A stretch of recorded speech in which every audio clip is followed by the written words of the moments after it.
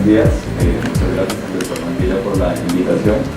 Les voy a hablar sobre el panorama terapéutico de la artritis reumatoidea. Mi intención en esta charla no es recitarles unas guías que fácilmente pueden entrar y revisarlas, sino dejarles una visión un poco más amplia y más crítica de lo que nos enfrentamos cuando tenemos todo el arsenal de diferentes medicamentos para tratar esta enfermedad.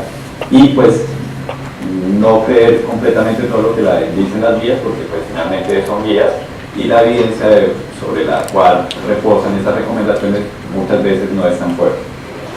Esta es una breve historia del tratamiento de la artritis. Pues en 1890 Koch demostró que el cianuro de oro inhibió el crecimiento in vitro de los bacilos tuberculosos, y recuerden que en esa época la mayoría de todos los médicos consideraban que la mayoría de las enfermedades tenían un origen infeccioso, y por eso se empezó a utilizar las sales de oro. Forster fue el primero que utilizó las sales de oro para el tratamiento de la artritis reumatoidea, y las sales de oro durante mucho tiempo fueron el bismar frente al cual se compararon todos los tratamientos. Lamentablemente las sales de oro pues cumplen la regla del tercio. Un tercio de los pacientes responden muy bien, un tercio no responden y un tercio tienen efectos adversos muy importantes, principalmente compromiso renal. Posteriormente se desarrolló la sulfasalazina, que fue el primer medicamento específico. El mecanismo de acción es una inhibición de linfocitos B y linfocitos T, que para esa época pues era muy avanzado. También inhibe el factor de necrosis tumoral y la interleuquina 1, que son todas citoquinas importantes en el desarrollo de la enfermedad, y fue tan eficaz como el oro, pero con mucho menos efectos adversos. También el desarrollo de la sulfasalazina partió de la supuesta etiología infecciosa de la enfermedad. Estas son todas las vías celulares involucradas en el desarrollo de la enfermedad. Por eso tratar la artritis reumatoidea no es tan simple, y estos son todos los blancos terapéuticos que tenemos en el momento, que involucran cada una de las vías de inflamación y antiinflamatorias de la enfermedad. En realidad es una enfermedad desde el punto de vista inmunológico muy compleja, y por eso estamos aún tan lejos de encontrar un solo fármaco que controle eficazmente la enfermedad. Luego vino un medicamento que se presentó como la gran cura de la enfermedad, que fue la síntesis de los esteroides. Esto fue en 1950, empezaron a utilizar dosis de esteroides para elefantes, o sea, los pacientes, bueno, no estamos tan lejos todavía, utilizaban dosis de 150, de 100 miligramos de prednisona equivalente día, y pues obviamente en 1960 ya empezaron a ver todos los efectos catastróficos de los esteroides, y empezó el desuso de este medicamento. Desgraciadamente volvieron a reintroducirlos en 1980, y desgraciadamente, porque pues acá voy a dejarles dos grandes mensajes, son personales obviamente, pero para mí los esteroides deberían salir del arsenal del tratamiento de la artritis reumatoidea a un modo muy personal, y pues más adelante les muestro la evidencia. Lo que hacen los esteroides es inhibir la transcripción de citoquinas, moléculas de adhesión y metaloproteinasas y expresión COX-2. En el momento, esos son datos del año pasado, el 93% de los pacientes que ingresan a un estudio clínico en todas las latitudes a nivel mundial usan esteroides. Entonces, es un medicamento sobreusado en mi proceso.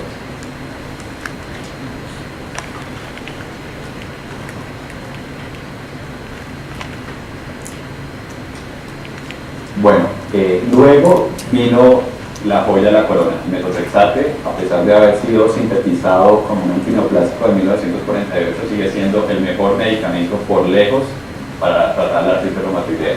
En estos momentos tenemos antimetabolitos, inhibidores de moléculas, anti-TNF, ya muchos coestimulantes, pero el metotrexate sigue siendo el más eficaz y por muy lejos de todos los medicamentos que tenemos disponibles para tratar la artritis reumatoidea. London en el 51 encontró que era eficaz en la artritis reumatoidea, pero sufrió por la aparición de los esteroides, por lo cual fue relegado durante muchos años por esos medicamentos, y fue reconocido hasta 1980 como un buen medicamento para la artritis reumatoidea. Todo el mundo le teme a la toxicidad hepática y pulmonar.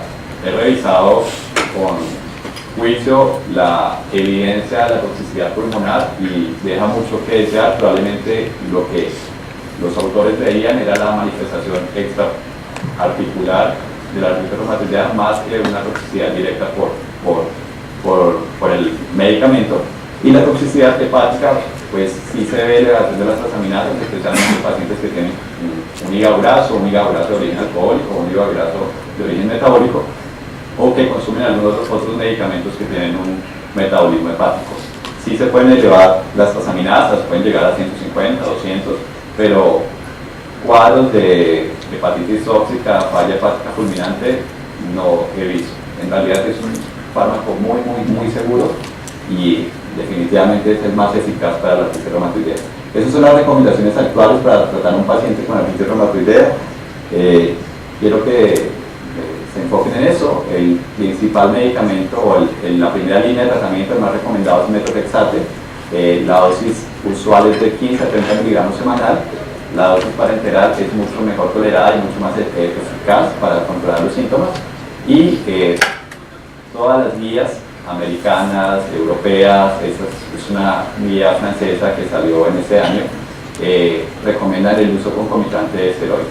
Si el methotrexate no funciona, pues para la mayoría de las guías es muy fácil pasarlo de, si el methotrexate no funciona, páselo de una vez al estrunomio de sulfasalacina, sin dar siquiera una recomendación de cómo controlar mejor los síntomas adversos que presentan los medicamentos con el consumo de los esteroides. Pero finalmente, pues, si no sirve, páselo a la estrunomía de sulfasalacina y si no hay esteroides. Si no funciona, pues ya finalmente están las otras terapias como los demás biológicos. En Colombia utilizamos los siguientes IMAD sintéticos para tratar la artritis: methotrexate, sulfasalacina, lestonomida y hidroxicloroquina. En otras latitudes se utilizan tacrolimus, ciclosporina y en algunos países todavía utilizan sales de oro intramuscular. Acá en Colombia no es frecuente encontrar eso. Estas son todas las opciones de tratamiento con biológicos, pues los anti-TNF, los anti-CD20, el bloqueador de coestimulante de células T, alabatacer, anti-interleuquina 6, y los inhibidores de JAK kinasa, que es el tofacitinib por el momento, vienen otros en cambio. Esta es la última guía, pues la más fresca de las recomendaciones para manejo de los pacientes con artritis reumatoidea. Yo prefiero las guías europeas, que son un poco más abiertas al uso del methotrexate. Los americanos, los norteamericanos casi no utilizan el methotrexate y no lo llegan a utilizar a las dosis máximas que recomiendan la literatura. Pueden leer las guías, pero si no las leen, pues se las recomiendo. Acá se las resumo. Y el resumen es que el methotrexate es el mejor medicamento y tiene que ir con todo, inclusive cuando se utiliza biológico. El número necesario a tratar para el methotrexate es 2. Y no olviden esta cifra porque más adelante les voy a presentar el número necesario a tratar de todos los biológicos, desde el más caro hasta el último, y está muy lejos de eso. Si presenta intolerancia, mi recomendación es que siempre liden con ella. No utilicen el methotrexate como una relación amorosa actual. No me sirvió, lo cambio, busco otro mejor, más nuevo, que me ofrezca otras cosas. Es muy fácil lidiar con los eventos adversos del methotrexate. La mayoría de las más incómodas es náuseas y pérdida del apetito. Una de las recomendaciones muy simples es que consuman cafeína o chocolate durante y horas después de la aplicación del methotrexate, si se utiliza vía parenteral o pues con el consumo oral del medicamento, y con eso puede controlar los síntomas hasta en el 60% de los pacientes. Entonces no traten de desechar el mejor medicamento solamente porque presentó algo de náuseas o pues vómito con el consumo. Finalmente, si no puede lidiar con ella, sí, sulfasalacina y lestonomida son unas buenas opciones, y la terapia combinada siempre es mejor, aunque la mayoría de las guías van a leerlo, van a decir que la monoterapia es una buena opción, pero cuando uno lee la evidencia con detalle, generalmente va a encontrar que siempre la terapia combinada va a funcionar mejor. Entonces, voy a traer acá un resumen de todos los estudios que hablaron del uso y la efectividad de los medicamentos biológicos. La mayoría no los conocen, inclusive nosotros los reumatólogos. El infliximab tiene básicamente 3 grandes estudios que los compararon siempre con methotrexate. Si ustedes leen los estudios, el methotrexate utilizado en la mayoría de los estudios no llegan más allá de 15 miligramos y la única vía que utilizan es la oral. Rara vez, la mayoría de los estudios utilizan el método de comparación frente al methotrexate 10 miligramos semanales, que es la dosis mínima que se utiliza. Entonces ahí ya el methotrexate parte con una desventaja frente a las nuevas terapias. Y así son todos. Estos son los estudios de etanercept, todos igual. La mayoría también utilizan methotrexate en monoterapia, o sea, el punto de comparación ya va perdiendo mucho. Estos son los de adalimumab, todos frente a methotrexate y la mayoría a dosis de 10 miligramos semanales y en monoterapia. Estos son los de golimumab, los de certolizumab, todos en las mismas condiciones, rituximab y abatacept. Y eso no solamente es eso, que el punto de comparación siempre ha sido methotrexate a una dosis muy baja y por vía oral, sino que como evaluaban la respuesta era la mayoría por ACR, respuesta ACR. Ahora les voy a hablar de las herramientas que tenemos para objetivizar la respuesta al tratamiento, que le llamamos clinimetría, pero la mayoría de esos estudios utilizan una respuesta ACR 20, 50 o 70.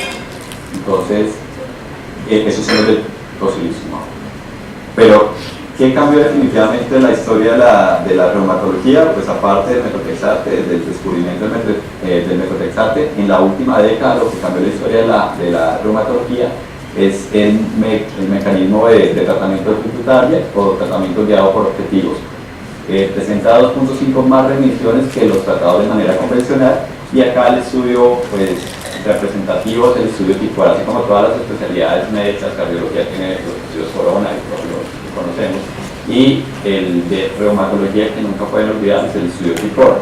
Y que encontró el estudio TICOR fueron 184 pacientes, fueron divididos en dos brazos, un paciente con tratamiento estándar. ¿Y qué es el tratamiento estándar? Que el reumatólogo llega, lo ve y le dice, me parece que está bien, puede seguir igual, o me da la gana, literalmente, de ponerle algo diferente, pues, algo adicional, o quitarle algo, o ponerle esteroides, de acuerdo al estado de ánimo del reumatólogo. El tratamiento intensivo, entonces, trataban de objetivizar la condición clínica del paciente y ir escalonando la terapia. Por ejemplo, llegaba el paciente en monoterapia con methotrexate, se encontraba en malas condiciones, le incrementaba la dosis y le adicionaba un segundo medicamento de imagen. ¿Y qué encontraron? Pues que los pacientes tratados intensivamente tienen una mejor respuesta, una mayor tasa de remisión, un menor deterioro radiográfico y una mejoría de la función física y la calidad de vida. Y los costos, para los que tienen también la visión economista, fueron mucho menores en el grupo de tratamiento intensivo, porque obviamente tratar estas enfermedades y evitar que la enfermedad progrese y presente complicaciones como manifestaciones extraarticulares o eventos cardiovasculares, pues siempre va a ser mucho más económico.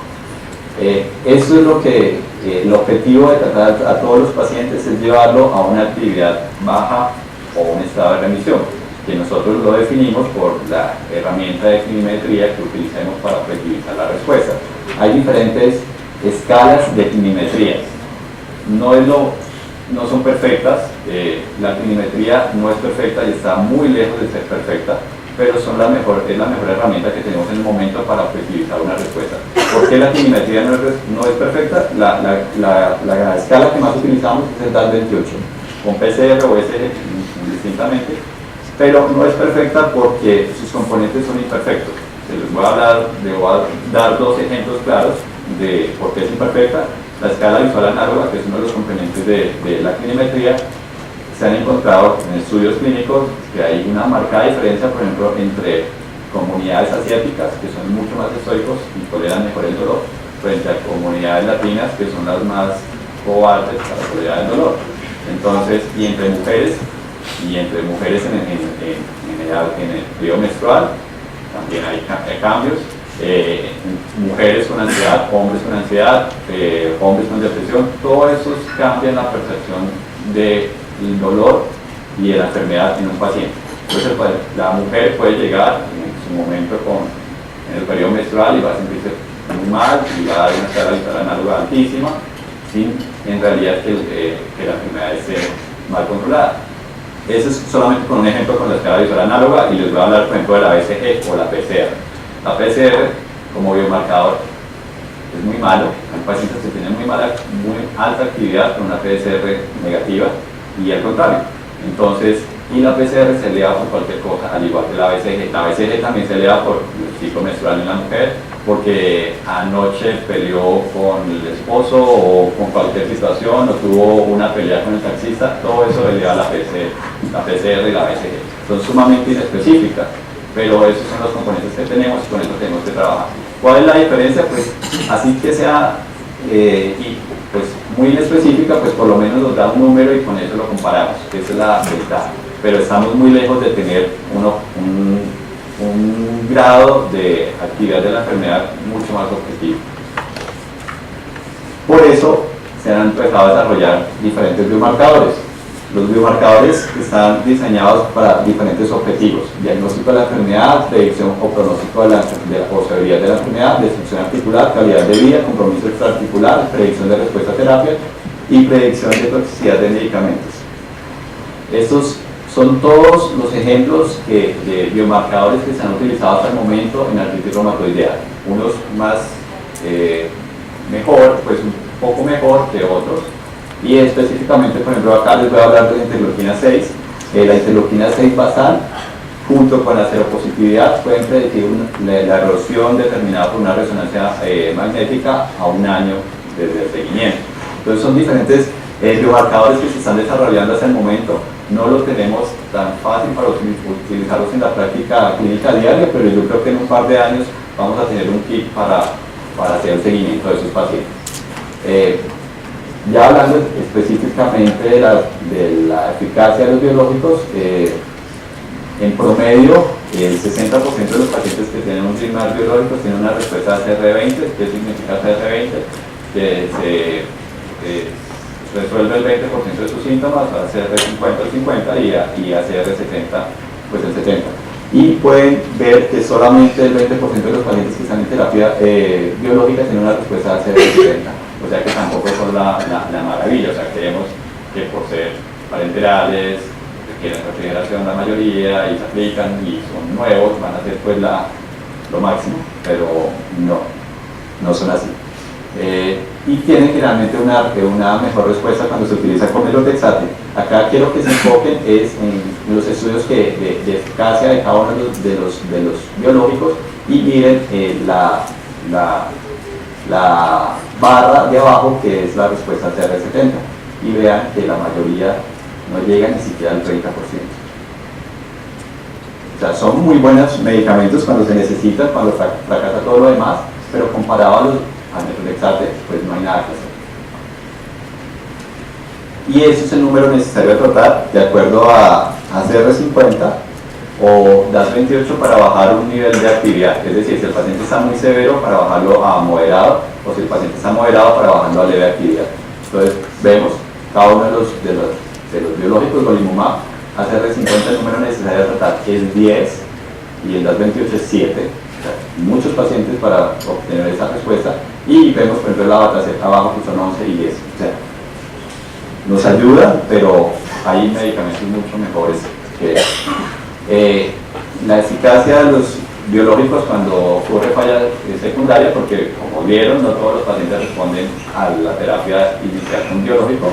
Hay muy pocos estudios cabeza a cabeza, y también es un problema, en donde comparen un biológico con otro biológico. Todos los estudios, los pocos estudios que hay de este tipo, son de no inferioridad o no superioridad. Entonces, porque pues básicamente no van a haber laboratorios, perfectamente uno de esos laboratorios puede salir certificado, sale un resultado abrumador frente al otro. Y cuando fracasa un anti-TNF, generalmente la respuesta de los otros o utilizar un segundo anti-TNF o utilizar otro mecanismo de acción, generalmente es la misma. No parece haber una superioridad de uno contra el otro. Algunos niveles de anticuerpos anti-TNF pueden determinar si se usa un segundo anti-TNF o se utiliza un mecanismo de acción diferente, pero todavía estamos también lejos de utilizarlo en la práctica clínica. Esos son los pocos estudios cabeza a cabeza que les mencionaba, y como les mencioné también, son estudios de no superioridad o no inferioridad. Entonces también estamos lejos de comparar en un campo de batalla bien cuál es el mejor biológico para nuestros pacientes. En cuanto a los riesgos de la terapia biológica, son casi todos muy similares. Hay diferencias sí significativas entre los anti-TNF en el riesgo de tuberculosis. Pues, obviamente la limumab tiene mayor riesgo de desarrollo de tuberculosis y más en un país como nosotros donde hay tuberculosis en todas partes frente al cáncer, por ejemplo. Pero en términos de infecciones no tuberculosas, generalmente todos los biológicos se comportan igual. Y este es otro tema controversial, que es el riesgo de linfoma con el uso de la terapia DMARD sintética o biológica. Durante mucho tiempo se creyó que algunos biológicos aumentan el riesgo de desarrollo de linfoma, pero en realidad los estudios demuestran que el riesgo puede ser inherente a la enfermedad misma y no a la terapia usada. Y generalmente se utiliza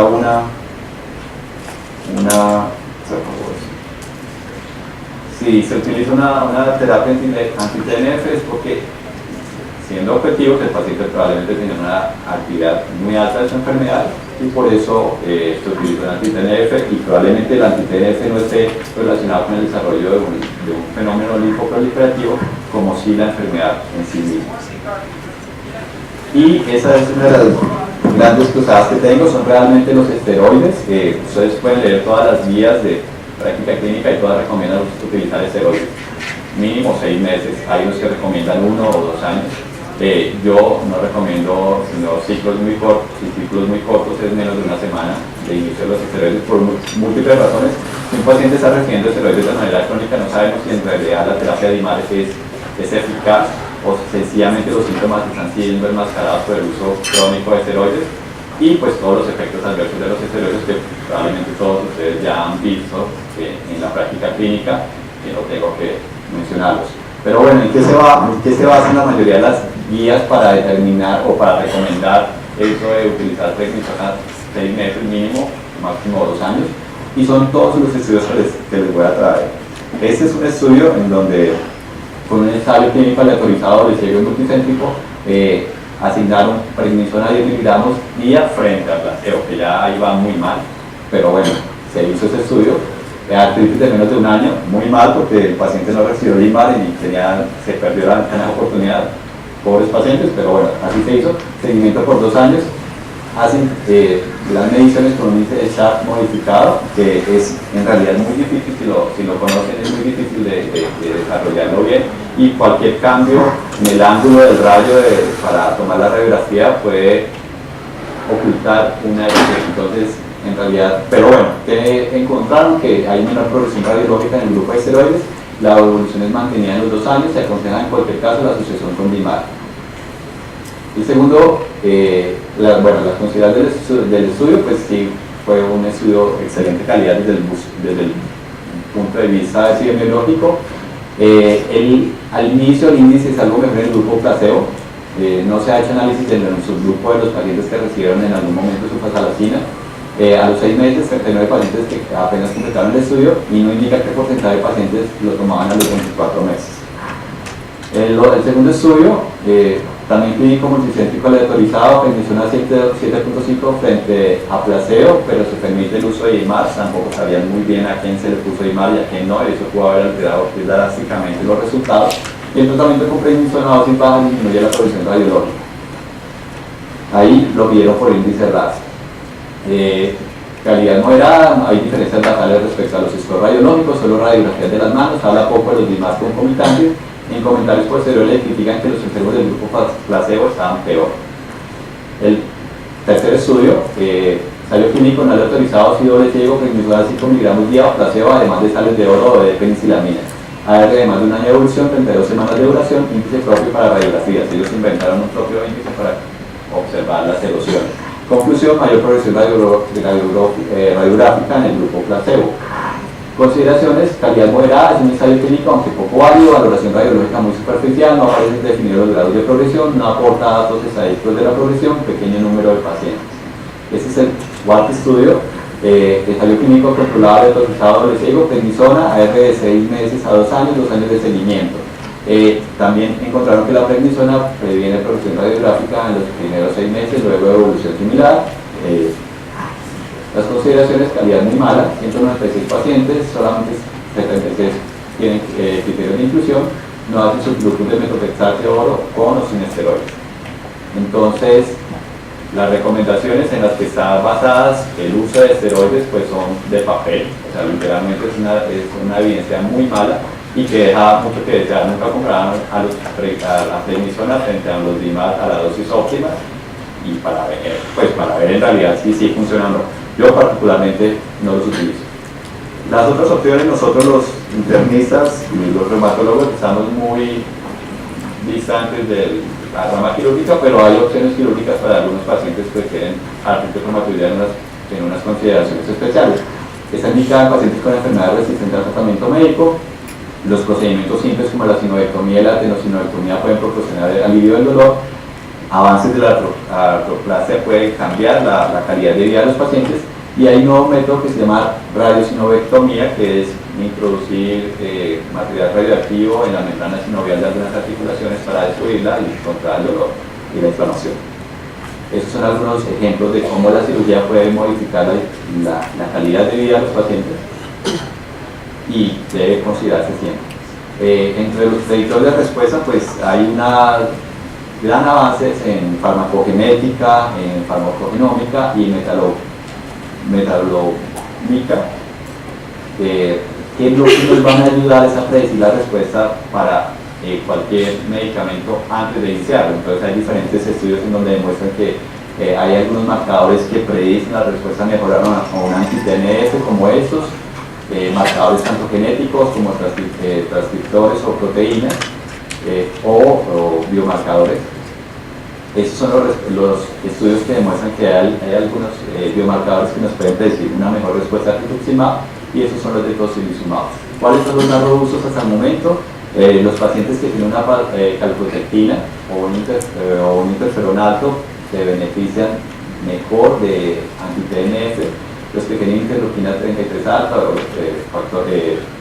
factor reumatoideo anti-CCP elevada y unos niveles altos de IgG se benefician al parecer un poco mejor de rituximab, y los de alta la presencia de factor reumatoideo anti-CCP, pero en realidad eso, factor reumatoideo anti-CCP, pues habla de mal pronóstico y generalmente se asocia con trauma. ¿Qué es lo que buscan esos predictores potenciales de respuesta? Pues dejar de jugar al ensayo al error. Cuando los pacientes le dicen, doctor, es que usted está ensayando conmigo, yo soy un conejillo de Inter, uno debe decir, sí, es verdad, porque pues finalmente eso es lo que hacemos. O sea, nosotros no podemos predecir cuál es el mejor medicamento que vaya a actuarle a ese paciente, así sea para una hipertensión. Entonces el ensayo del error siempre va a estar presente en la práctica clínica, por lo menos hasta ese momento. Y eso es lo que trata de hacer esa nueva rama de la medicina que se llama medicina de precisión, es dejar de jugar al ensayo y al error. Esos son los tratamientos innovadores en artritis reumatoidea. Vienen muchos más, bueno, en el 2015 aparecieron los biosimilares, en el 2013 los inhibidores de JAK kinasa, y viene una gran cantidad de inhibidores de JAK kinasa probablemente para este año o el próximo año. Y pues no quiero pasar sin mencionarles que el tratamiento de la artritis reumatoidea es un tratamiento multidimensional. O sea, no solamente es decirles o darles el mejor tratamiento que puedan recibir, sino también es guiarlos en que tienen que hacer actividad física, modificar los factores de riesgo cardiovascular, modificar algunas cosas de la dieta. No hay una dieta específica que incremente la actividad de la enfermedad. Yo soy ecologista y ambientalista, entonces siempre voy a decir a mis pacientes que no consuman carnes rojas, porque la ganadería extensiva es la principal determinante de la deforestación en nuestro país. Pero entonces si alguna vez ven a un paciente tratado por mí y le dicen que yo le suspendí la carne roja, es por esa razón.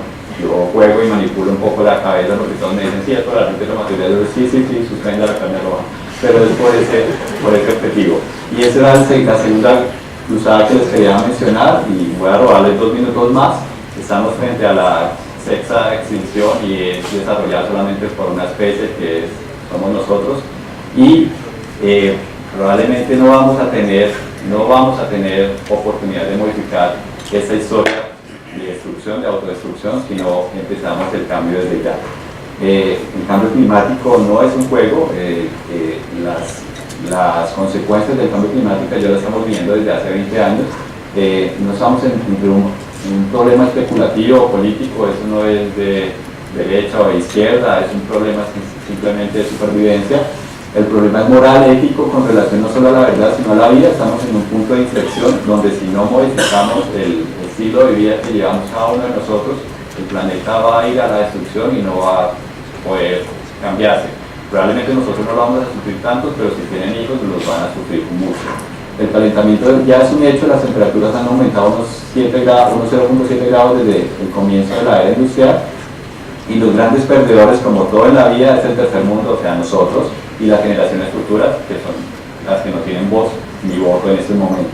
El cambio está en nuestras manos, y mencionarles que la Amazonía colombiana es la zona más deforestada en el momento, en el mundo, que más o menos cada segundo se talan 33, el equivalente a 33 canchas de fútbol. En esos momentos, cuando yo estoy hablando, ya se talaron 33 canchas de fútbol. Y se está perdiendo una gran biodiversidad, y eso de la premisa de tenga un hijo, escriba un libro y siembre un árbol nos va a quedar muy corta. Si tienen hijos, pues déjenle un mejor mundo para ellos. Si quieren escribir un libro, háganlo, pues ya han escrito muchos libros, pero háganlo. Pero lo más importante es que se comprometen y sean agentes de cambio. O sea, sembrar un árbol es muy insuficiente, porque cada uno de ustedes al terminar sus vidas van a gastar el equivalente a 350 árboles, ¿verdad? Que por lo menos deberíamos dejar un saldo en equilibrio y sembrar y cuidar 350 árboles. Pero cualquier cosa, sean agentes de cambio, elijan bien a las personas que los van a representar en las gobernaciones, en las alcaldías, en la presidencia, los que tengan un plan de contingencia al cambio climático, porque es un problema de ya, no es un problema para mañana. Muchas gracias.